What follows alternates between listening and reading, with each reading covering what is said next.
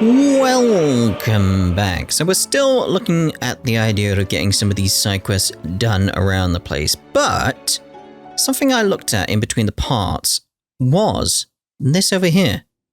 Primogensis. It actually has something about it. Not much, but something. A spell cast by Ultima that cast a rolling pall. Is that how you say that? Over all Valisthea. So the reason the sky looks the way it does is because of a spell by Ultima. That clarifies a few things to me as to what actually is going on here. So, reading table. Let's have a look about Blackthorn. Mainly because it's got a plus. So, cheers for your help dragging Blackthorn out of the dumps the other day. Thing is, I reckon he's gone and thrown himself back in, judging by the droop of his jowls lately. So I'm thinking maybe it weren't just the leather what was on his mind. Maybe there's other demons jabbing their pitchforks into his privates. Oh dear. I know you're a busy bloke, but next time you find yourself free, maybe we could go and ask the old bastard what's got him so hot and bothered. Assuming it ain't just the forge. August. Yeah, so heed August's request. Hopefully it's nothing. But I should speak to Blackthorn just in case. Righto. Blacksmith Blues number 2. I have also done all the hunts that are currently available to me. So I do have a change up in my gear slightly just in case you're wondering about that kind of stuff. Blackthorn, do you have a moment? Not really, no. This won't take long. I just wanted to ask how you're getting on. August was worried about you, that you might still be doubting your craft, even after learning the trick of that cuirass. Is there something else weighing on your mind? Perhaps sharing your thoughts might help. That bastard's like a dog with a bone. Still, he's got a keen eye, I'll give him that. He's just, well, Karen showed me something. Something I've never seen before. And that was? A sword. An odd-looking thing with a single-edged blade. The metal itself wasn't anything to write home about, but fuck me. The edge on it. You could slice a man clean in two with a weapon like that, and he'd be halfway home before he even realised he'd been cut. So that's what's troubling you? No. Not troubling me exactly. More distracting. Can't stop thinking, how do you get an edge that sharp? It's driving me mad. And if you knew how to do it, we could arm the curse breakers with even better blades. That's about the size of it, yeah. I'll see what I can find out. Sharper swords are always welcome. And we can't have our master blacksmith being distracted. You're a soft touch, you know that. But I can't say I'm not grateful for it. Good luck, eh? Thank you. Let's see what Karen knows about this sword. I mean, surely that would mean a better sword for me as well, so, you know. I'm very much on board with this. You're looking well, Karen. What you want? Out with it. I want to know about the sword you showed Blackthorn. Single-edged and extremely sharp. Running around after him again, are you? I suppose I am, yes. But I need to help him find out how to work an edge like that. It's driving him to distraction. Little wonder, I suppose. There's not many like that make it as far as the twins, and those that do go straight into private collections. Which made it nice and easy finding a buyer. Can you tell me who bought it? Where is it now? You think I tell people who my clients are? Suppose you're not likely to go nicking him off me, are you now? Fine. If you stop mooning at me like that. Lord Ignac's the man you want. Dalmekian bloke. Collects weapons and the like. And he's got more money than sense, which is why he's one of my favourite clients. Reckon he'll still be at the inn in Dalimil, where I left him. Thank you, Karen. Oh, and he's a touch eccentric, if you take my meaning. I appreciate the warning. Ooh. I was gonna say, it's got a lock on it, look. Because I was gonna say, things fall apart is taking place there. Ooh. Okay. So we'll have a look, because I can't get in the inn. I've been here previously when I was doing some of the hunts. I can't get into the inn. So we're gonna have to do the story for a little bit. As you can see, it's locked off. Can't do it. Can't do it. Okay. Story again then. Sid, your new companion appears much more formidable than your uncle. Should I be worried? You haven't been introduced. Jill, Clive has told me much about you. All lies, I'm sure. Your Stolas said that Dalimil has a bandit problem. Indeed. Although, you're a little late. They left with our food and guild days ago. Any idea where they went? The desert's a big place. Your guess is as good as mine. But the fact is, I have more immediate concerns. What did you say to me? What did you say? Ah, as if by magic. Let's just say we've yet to reach a consensus about how to solve Dalimil's little problem. And at this rate, it won't be the actions of the bandits which prove to be our undoing. It will be our own. Now, I've tried reasoning with the dissenting parties, but even the Desert Hare has limits. Perhaps we could talk to them. What makes you think they'll listen to us? What makes you think they won't? She makes a fair point, Sid. And you won't have wasted much of your precious time if you fail. They're just across the courtyard. Let's get going then. Down the rabbit hole. Suppose we just follow the shouting. Right, now we can get inside. We'll do the dilemma in this location before we get back to the Blacksmith Blues II. I thinks.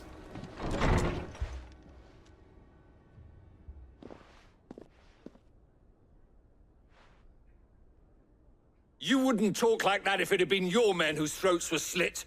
Blood for blood, it's the only way. We hire mercenaries and have them mount the bandits' heads on our walls as a lesson to the rest. And what happens when those mercenaries are slaughtered like your men? Are you going to hire more?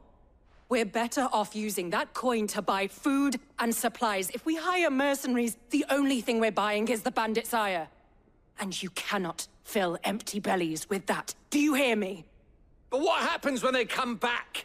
Maybe it'll be your throat that's slit. That's enough. Both of you. Any more of this and I'll throw you out myself. Come back when you're ready to talk like adults.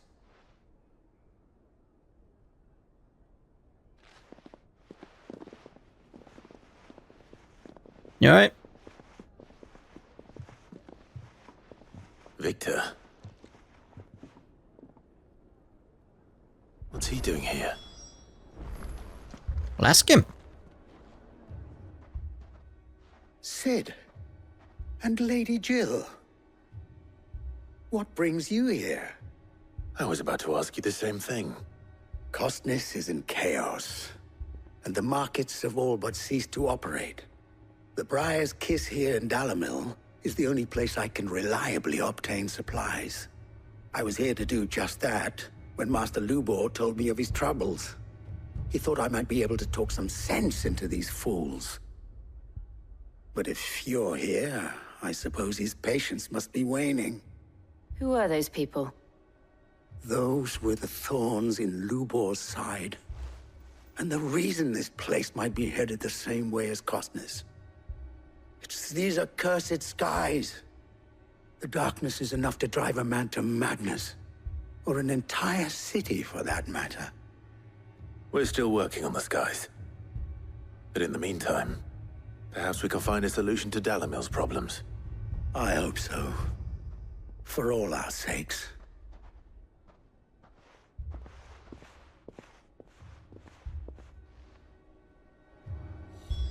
Right. Alright, so back to Lubor it is. People take notice of wealthy men. Shouldn't be too hard to track down Karen's collector. It is so tempting to go and do that quest, but no. Finish what we started here now first. So, you see my predicament? What I saw was a room full of people who were angry and afraid. And with good reason by the sound of it. But if left to smolder, that anger and fear could set the entire town alight. My thoughts exactly. What to do?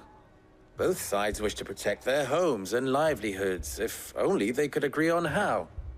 But as long as they are divided, we are vulnerable. And if there's one thing bandits like, it's an easy target. What would Sid the Outlaw suggest? Well, if it were my namesake,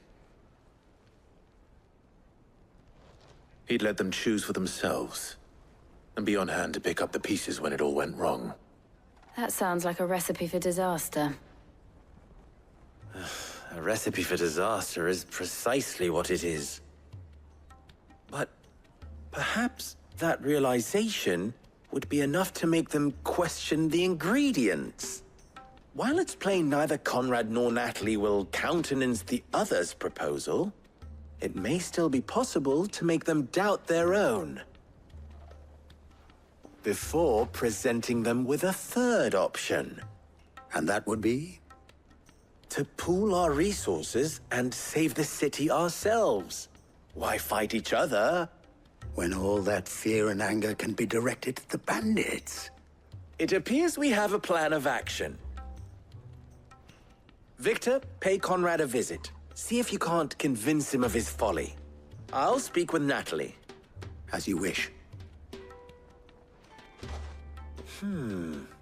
Your faces are not well known in this town. That may prove useful. Don't worry, Victor and I will do most of the talking. You need only play along. Play along? What he means to say is yes. Why, I didn't say that.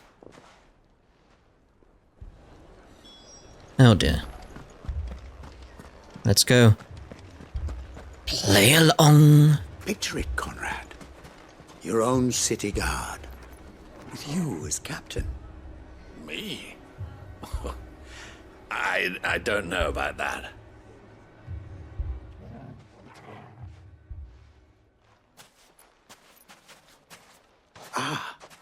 Here she is. The Lady of the Spear herself. Conrad, may I introduce you to Jane, commander of the Red Wings, the oldest mercenary guild in the Free Cities. A pleasure, my lady. The pleasure is all mine. As I told you, I summoned the commander here from Canver to inquire about a contract. Victor says you told him no. That there aren't any men left to hire. Is that true? True as the crystals cracked. Nobles came and claimed every last one worth his salt. And not just from us Red Wings. You know of the 7 high houses. There must be 2 swords assigned each one. Granted, we have a few boys left. If it's boys you're looking for. Well, Conrad, are you saying that Dalimil's finest cannot defend this town better than a gaggle of unblooded striplings? That a band of beardless youths could better avenge the deaths of your brave men than you yourselves? Absolutely not. We'll show those bastards who they're dealing with.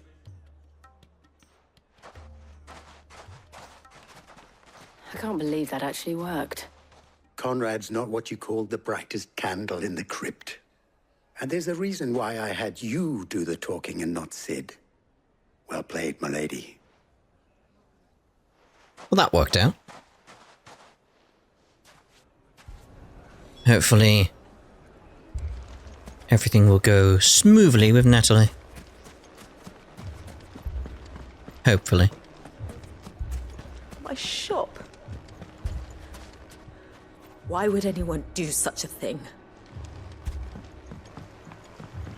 How the If I bath's had my doing? pickaxe, I would... I mean, it may still be possible to buy something, and we may yet be allowed to keep it. Yes, but Ah, here he is now. Natalie, allow me to introduce Lord Underhill of Randalar's prestigious League of Merchants. Lord Underhill. At your service. Underhill. I was just telling the good lady of our conversation, my lord, and how you were lamenting the state of the capital's stores. Lubor says that not only are the granaries almost empty, but that war and the Blight mean this season's harvest won't be enough to fill them for winter. Indeed, certainly that is the case. The nobles in the capital are buying up the city's stocks of barley and wine, driving the prices higher than most commoners can afford. It is only a matter of time before the peasants revolt. It is worse than I thought. If what Lord Underhill says is true, I fear we have little hope of supplementing our stores, meager though they regrettably are. And while I applaud your endeavors to dissuade our more bellicose citizens from seeking vengeance, I sense Conrad is not wrong in his assessment of the bandits' likely return. Which means that now, more than ever, we will need to secure what little we still have. Food, weapons, herbs, everything. If our humble town is to endure not only this hardship, but those that are certain to follow, we must stand united. All right. If it will help to protect my home, I'll do it. But you needn't have gone through this charade.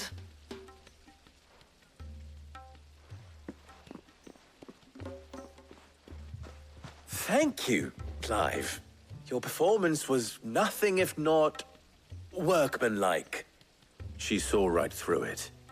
I didn't say it was good, merely that it produced the desired effect. Now, my scouts should be returning shortly. Meet me back at the Briar's Kiss, and we shall see what we face.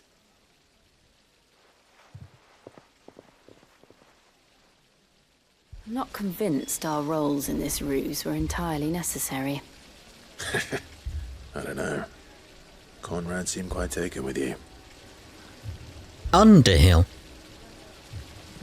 It appears I have no choice but to do what little... That could be a reference to Lord of the Rings. It's the name Frodo used when he was over in Bree. Either that or a reference to Caddyshack, but you never know. Could be either. Could be both. Good news, Sid. Both Conrad and Natalie have somewhat gracefully accepted their new roles. With time, they may even learn to... Time no longer appears to be the luxury it was before lunch. I take it your scouts found the bandits. Technically, it would be the bandits who found my scouts. It appears they march for Dalimil as we speak. All of them. You're not serious. They don't just want food, they want the whole damn town.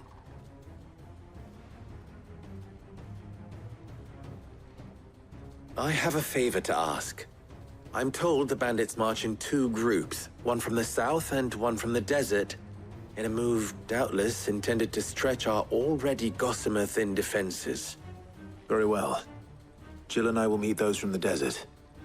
But what of the rest? The rest, my friend, the city shall fight. Together. The stakes, I concede, are high. But if this does not unite Dalimil, nothing will. That is a lot of faith to put into those who had their hands around each other's throats but a moment ago. Then it will be for us to see that their hands are kept occupied. And I do mean us. I thought you might say that. We'll hold them off for as long as we can. And we will do the same.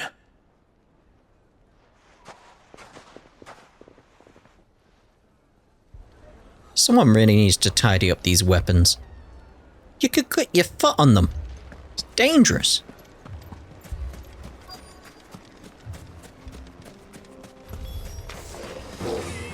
The women folk have come to welcome us. I'll take that one. He's all yours. Nice try. Come on, lads, come on. Get my mega flare going, come on. Gonna get the 4. Come on. Right with the 4. Get impulse going. Gouge.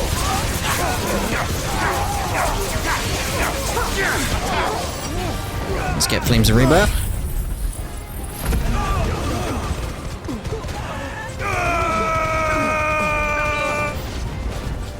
New enemies? They mean to overwhelm us.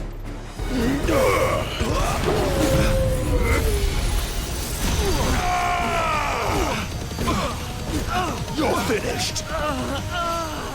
All yours, Torgal.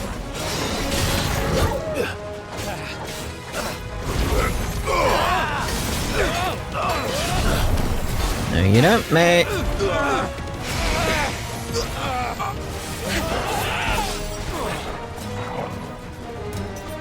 Come on, attack me. Thank you.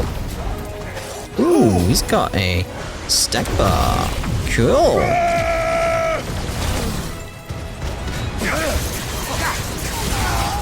We'll take the hit, we'll take the hit. Keep taking that hit.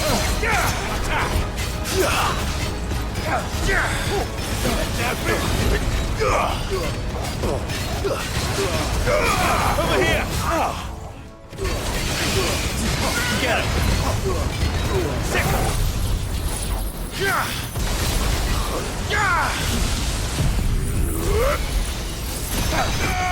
Kick a flare in you.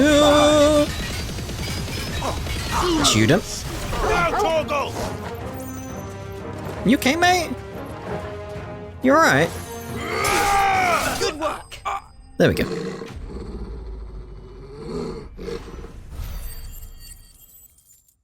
Lovely. Cool. The townspeople. Could they have held out? I don't hear any fighting. What do you think? That we should hurry. Hopefully they've banded together.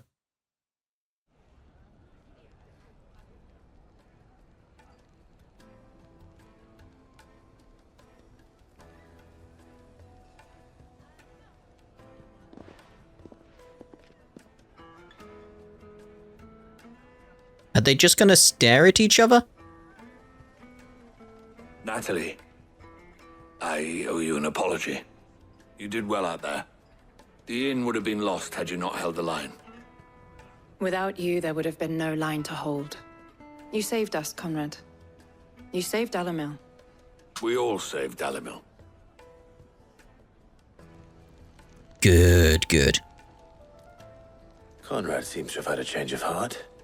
I'd say they both have. I take it from your presence that our visitors from the desert won't be joining us either. Pity. The plan worked, Sid. Granted, it only took an army of bloodthirsty bandits at our gate. Calm now, Victor. Why quibble over the details? We are united, and that is all that matters. As for you, Sid, you fight considerably better than you act. I'll take that as a compliment.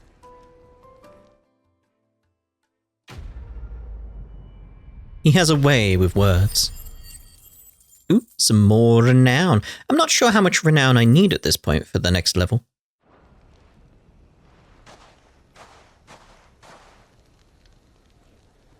Well, seeing as that's resolved, let's see about going back to Blacksmith Blues number 2.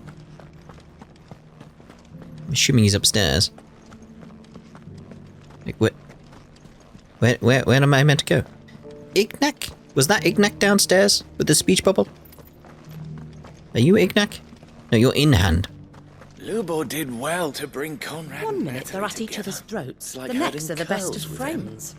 I know. Seems it isn't just metal the boy can bend to his will.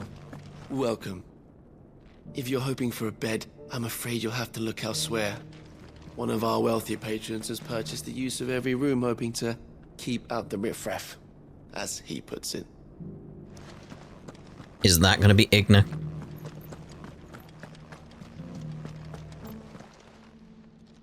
My reputation will be ruined! Ruined! Calm yourself, Lord Ignac, I beg of you, before you do yourself a mischief. Pardon the intrusion, but... Out! Get out! I paid for these rooms so I wouldn't be disturbed. Leave me be! Please, allow me to apologize. His lordship is going through a difficult time, and he's never been fond of guests arriving unannounced. Radim! Get rid of the filthy oaf this instant! Very good, Lord Ignac. Would you mind stepping outside for a moment? We're going to go in through the window, aren't we?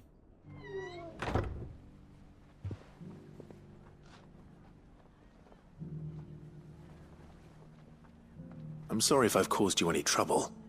That? Oh, no. That's just how his lordship is. Though the morning's events have left him somewhat fractious. He has been dispossessed of his luggage, you see. The thieves also made away with a considerable amount of coin. Coin the innkeeper will soon be keen to collect. I don't suppose a certain blade was among the stolen items. A single-edged sword. It was purchased from a merchant friend of mine. Ah, you know Lady Karen. Yes, I'm afraid it was. Then I'll retrieve Lord Ignac's luggage. But I have one condition. You have but to state it. You are welcome to anything that is within my power to grant. I want an audience with Lord Ignac. A few minutes should be enough. Then I'll be on my way. A condition I would be a fool to refuse. Of course, you shall have your audience. I don't suppose you saw where the thieves went. I did not, no. Though some discreet inquiries made on his lordship's behalf mean that I know where you might find them. The bandit's bed. Every ill-gotten coin in Dalimil is said to pass through that disreputable corner of the Valcroy. And that's where I'm heading. I shall speak to Lord Ignac in your absence, and arrange for an audience upon your triumphant return.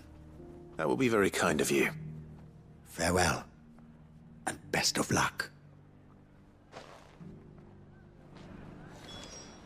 Alright, so... all the way up there, righto. Oh. I was trying to think what's the best way to get there, but... it's gonna have to be Chocobo! You know, I'll make a little edit there, because I'll save you the trouble of watching me ride across the desert on my mighty steed. Well, let's go! Good girl. We've got company! Come on, lads, let's tear the bastard's head off! Nice try. Nice try.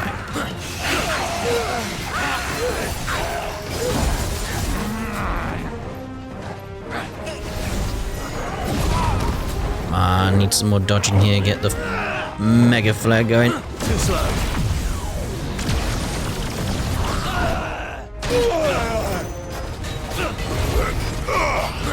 To me, Flanger! How fast the stagger goes down when you get those going.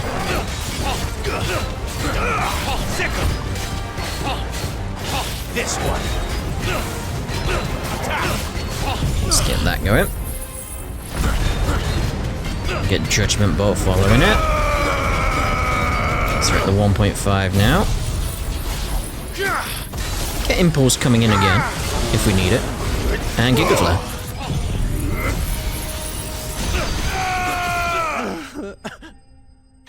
Could have had so much more damage than that, though.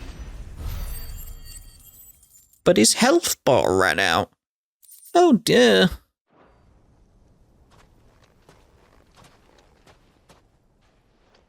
This must be Ignac's luggage. Nothing seems to be damaged. All right. Let's get it back to Dalimil.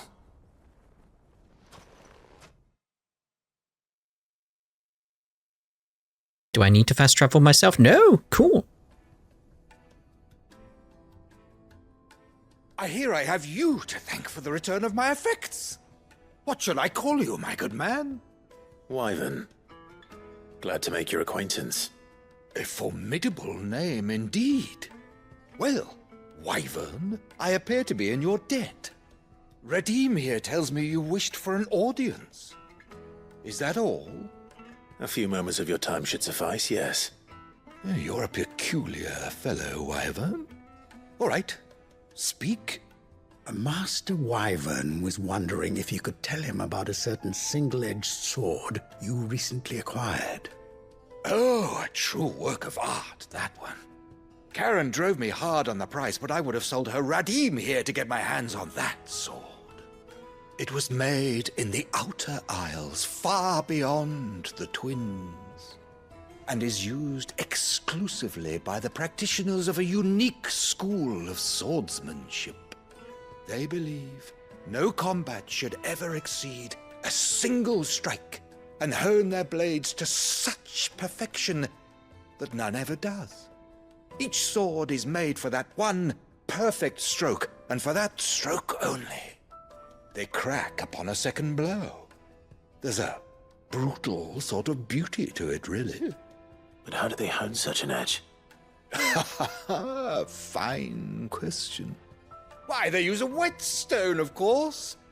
Whetstones, rather. A whole array of them, ranging from the coarse to the fine. 10,000 licks with the sharpening stone, then 10,000 more. But it is the final stone which lends the blade its legendary sharpness. A mineral quite foreign to this great realm of ours. And that is the key. The secret ingredient. Wyvern, it occurs to me that my little lecture is hardly equal to services rendered. Take this, together with my regards.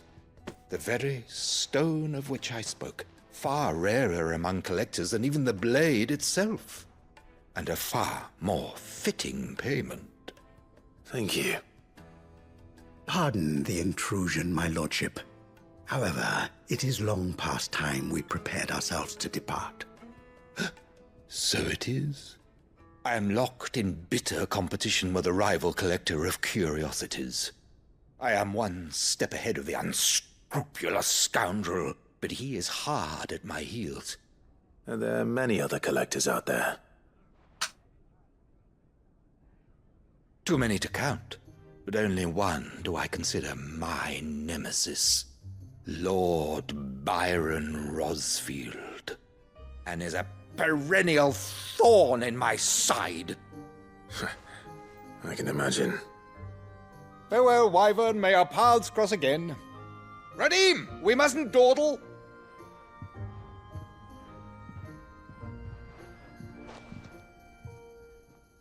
I think his lordship is rather taken with you, Master Wyvern.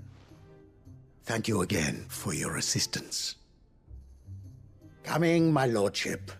I'll be right there. I enjoyed the voice work there. Trust Uncle Byron to find such an interesting rival. Now, let's see what Blackthorn makes of this whetstone, shall we? Interesting, it is just a whetstone, though. Huh.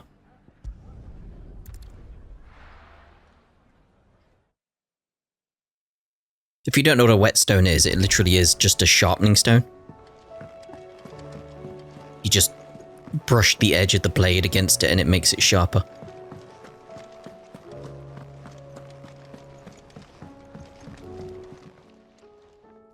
Sorry for the wait, but hopefully you'll agree it was worth it.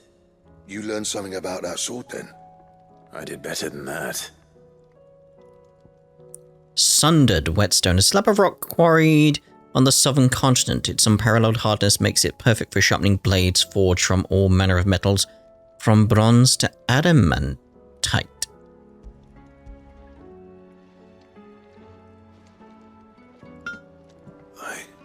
A whetstone? Yes. but not one you'll find anywhere in Valisthea.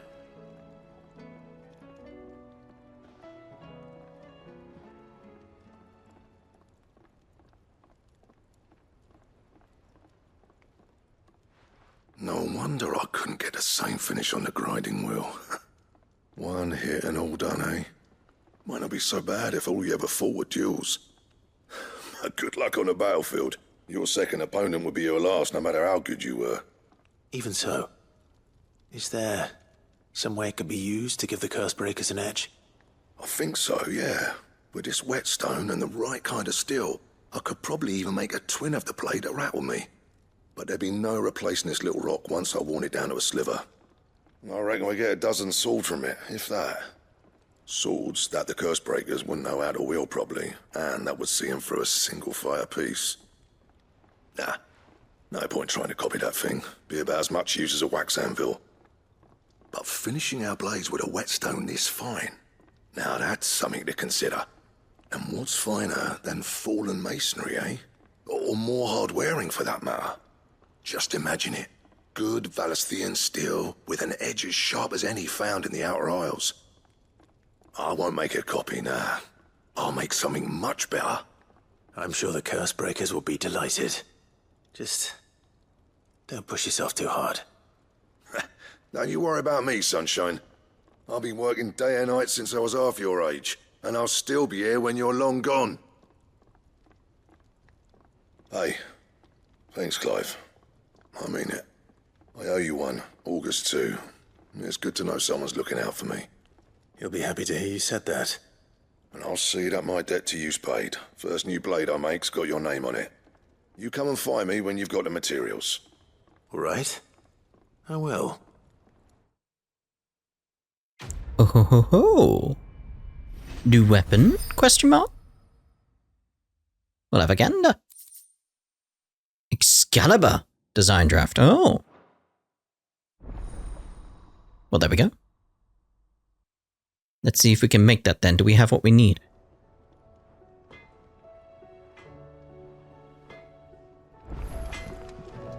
So what do I owe the honor?